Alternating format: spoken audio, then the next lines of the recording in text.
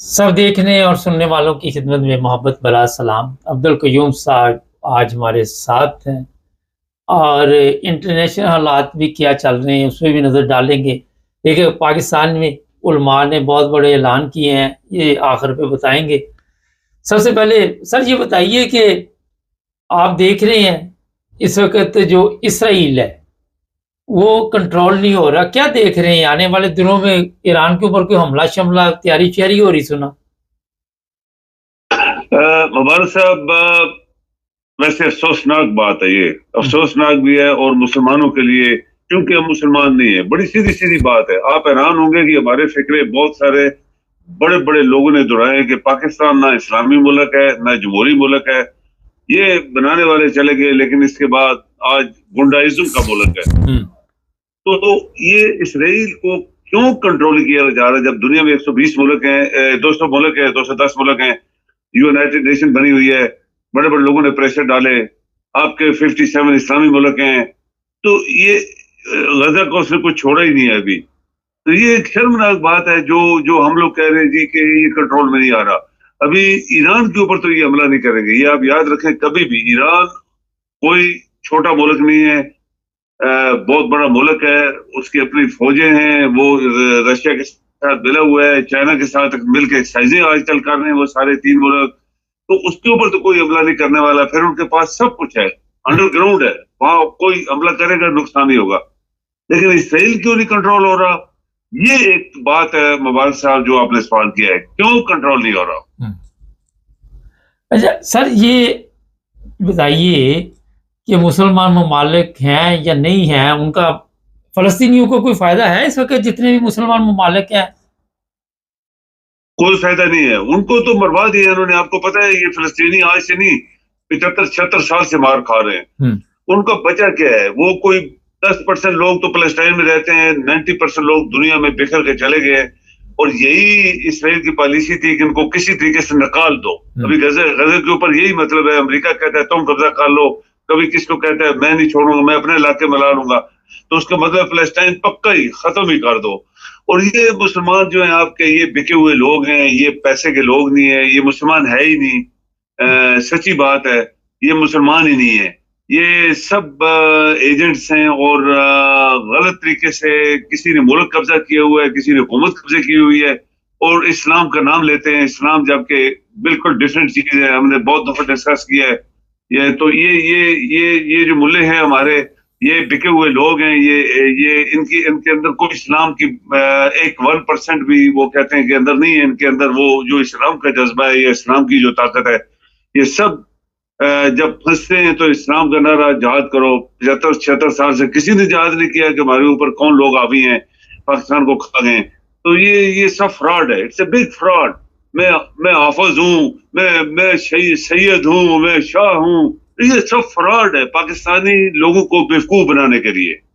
اچھا یہ بڑی ایک اہم بات آپ نے کہی کہ سب فراڈ ہے، اور کبھی انہوں نے اپنے ملک میں تو جہاد کیا نہیں، کبھی اپنے نفس کا جہاد نہیں کیا، کبھی ملاوٹ کے خلاف جہاد نہیں کیا، کبھی رشوت کے خلاف جہاد نہیں کیا، کبھی زنا کے خلاف، شراب کے خلاف انہوں نے کبھی جہاد نہیں کیا۔ ان علماء نے ایک بڑا اہم پوائنٹ ہے سر، کل پورے ملک میں تقریریں ہوئی پاکستان میں، بڑے بڑے علماء چوٹی کے جو ہے انہوں نے کہا جی جہاد جو ہے وہ فرض ہو چکا ہے۔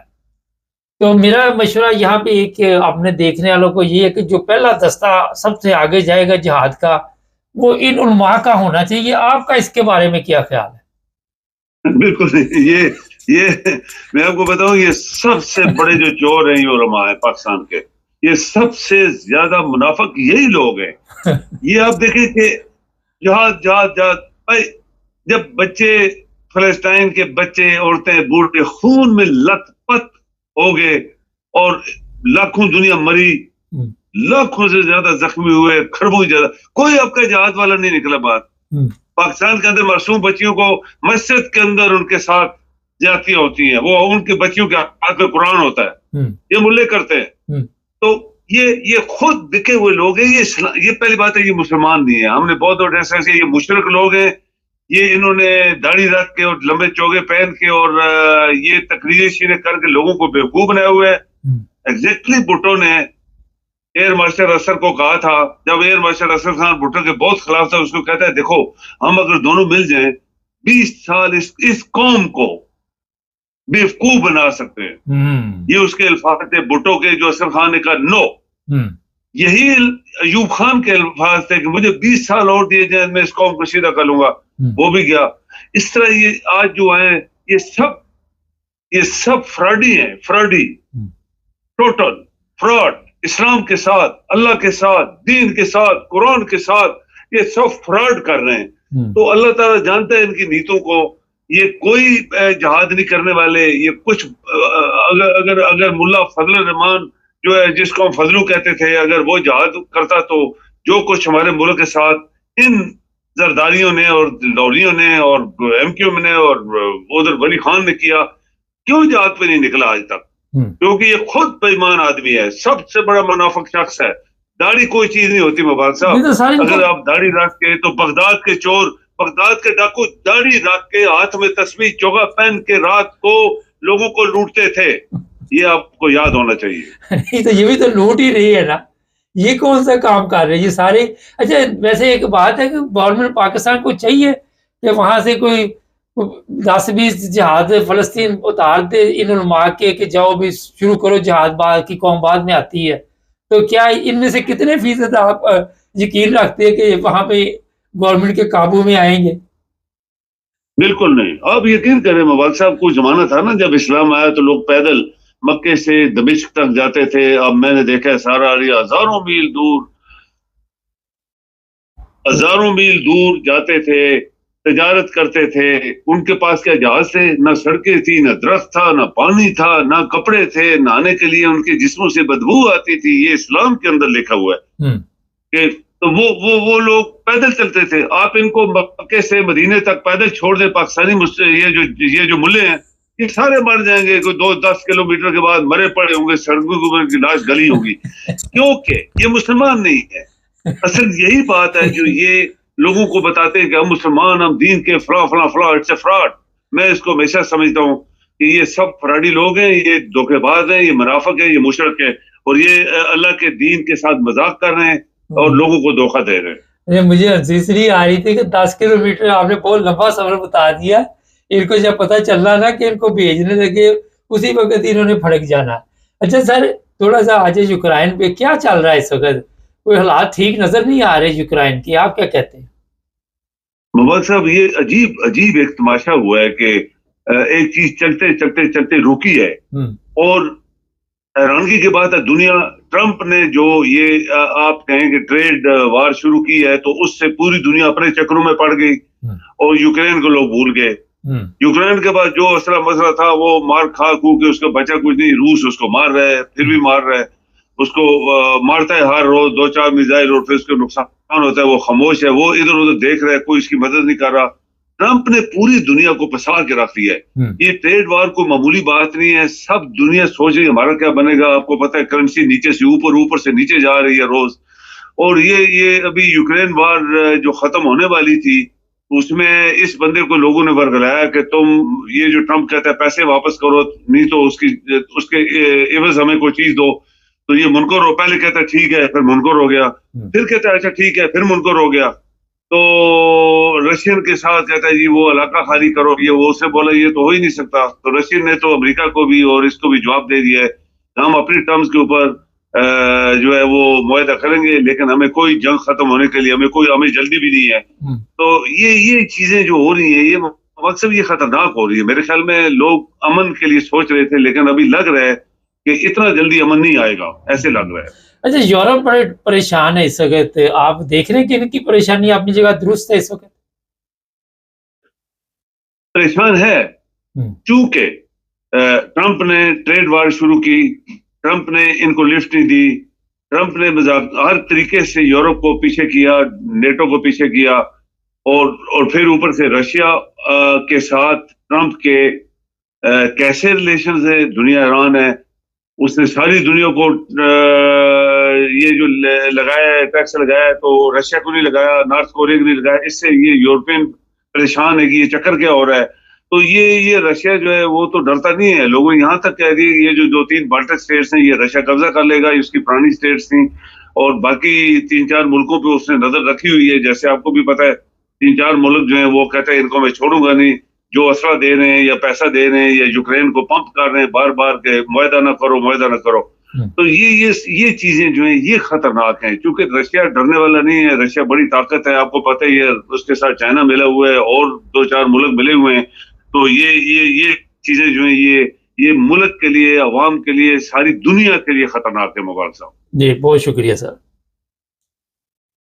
اچھا ناظرین, میں اپنے علماء کو مشورہ دوں گا کہ بڑے بہادر ہمارے علماء ہیں. دیکھو بڑی تقریریں, وہ جو بڑے بڑے منیب, چاند دیکھنے والے, سورج دیکھنے والے, ان کی تقریریں کل میں سن رہا تھا.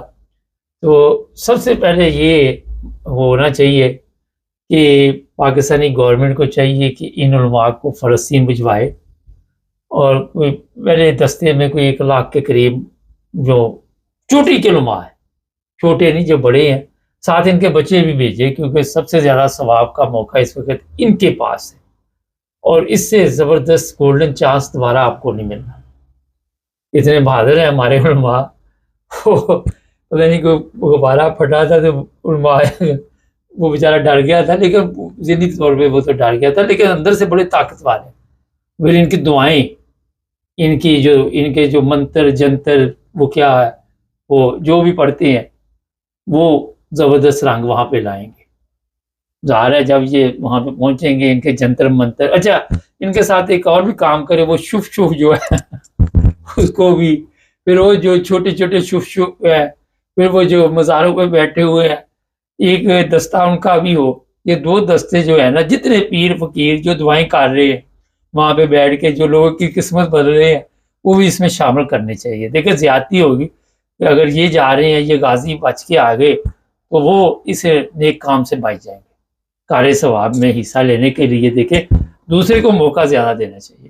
تو عوام تو کہیں نہیں بھاگ رہی, بعد میں عوام بھی چلی جائے گی. جو نعرے لگا رہے ہیں پھر ان کی باری, کیونکہ نعرے جو لگا رہے ہیں جن کو بڑا شوق اٹھا ہوا ہے, ان کو بھی پھر دوسرے دستے میں بارہ انہیں رکھیں. اور پھر میرا خیال اتنی دیر شاید علماء کی دعاؤں, جنتر منتر سے, پیروں کی جنتر منتر سے, کالا جادو, پیلا جادو, نیلا جادو, ان کے اسی سلسلے میں اسرائیلی فوج کو شکست ہو جائے, تو پھر تیسرے دستے کی ضرورت ہی نہ پڑے. معذرت سے کوئی غلط مطلب نہ لے لینا, میں سمجھانے کی کوشش کر رہا شاید سادہ لفظوں میں. تو یہ جناب چیف آف آرمی اسٹاف, ہمیں 7 لاکھ فوج بھیجنے کی ضرورت نہیں ہے, ان کو بھیجیں اور جناب آپ دیکھیں پھر آپ کا نام کس طرح روشن ہوتا ہے کہ لوگ کہیں گے جناب ہماری تو اصل فوج آئی نہیں, یہ جنتر منتر نے یہ کام دکھا دیا. میں امید کرتا ہوں کہ یہ پروگرام جیسے ہی ہمارا پاکستان میں بڑا سنا جاتا ہے, لاکھوں لوگ دیکھ رہے ہیں, تو جو بھی سنے یہ جنتر منتر والے کو ضرور بھیجیں, شف کو, وہ مدنی کو, فضل الرحمان کو, پھر پتہ نہیں کون سے وہاں پہ پیر بیٹھے ہوئے ہیں, داتا دربار بھی دکھائیں جا کے, وہاں بھی دعائیں بہت قبول ہوتی ہیں. پھر اور بھی پیروں کے مزار ہیں وہاں پہ جو بھی بیٹھے ہوئے ہیں جو کہتے ہیں بڑی دعائیں قبول ہو رہی ہیں. پھر سڑکوں پہ پیر بیٹھے ہوئے ہیں, پھر محلے گلی میں محبوب آپ کے قدموں میں. ان سب کو دوسرے دستے میں پہلے میں بڑا علماء کا حق ہے, ان کا حق نہیں آپ نے مارنا. دیکھیں بہت ظلم ہوگا کہ اگر پہلے دستے میں شف اور دوسرے چلے گئے, نہیں علماء. یہ میرا مشورہ ہے. چینل کو سبسکرائب کریں, جڑے رہے بس.